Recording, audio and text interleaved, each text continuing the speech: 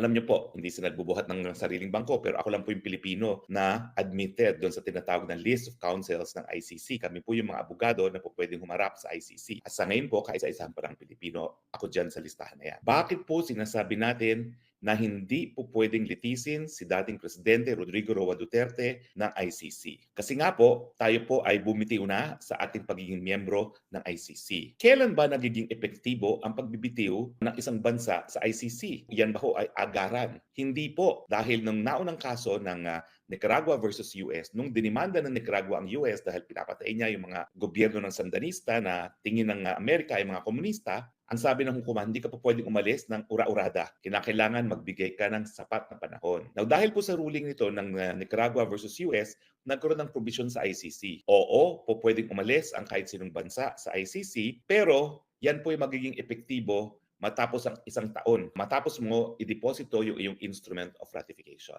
Sisimplihan lang natin ang mga dates. Tayo po ay nag-deposit ng instrument of ratification na tayo bumibitiw na sa ICC 2018. Naging epektibo po yan ng 2019. Ngayon, meron din provision sa ICC Rome Statute na yung pag-alis ng isang miyembro, hindi maapektuhan yung mga bagay-bagay na nasa ilalim na ng cognizance ng hukuman. Ito yung mga bagay-bagay na meron ng jurisdiction ng hukuman.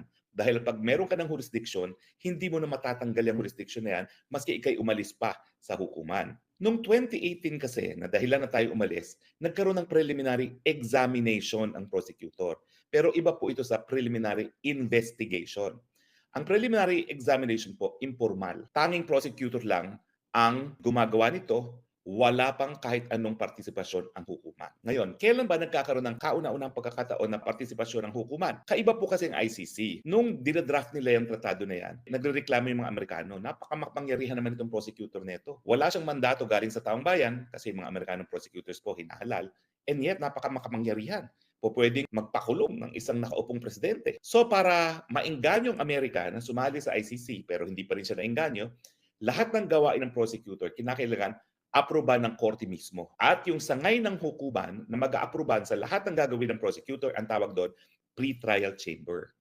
Ang tanong, number one, may karapatan ng mga bansa umalis ng ICC. Pangalawa, ito epektibo, hindi ura-urada, kung hindi matapos ang isang taon ng pag-deposit ng instrument of withdrawal. Pangatlo, maski ikaw ay bumitiw, yung mga batay-bagay na meron ng cognizance ang hukuman ay magpapatuloy. Kailan magkakaroon ng cognizance o kailan nagkaroon ng jurisdiction ng hukuman? Ito ba sa preliminary examination na wala pang partisipasyon ng hukuman o ito ba yung sa pagsimula ng preliminary investigation dahil ito kauna-unang pagkakataon sa ayon na rin sa Rome Statute humihingi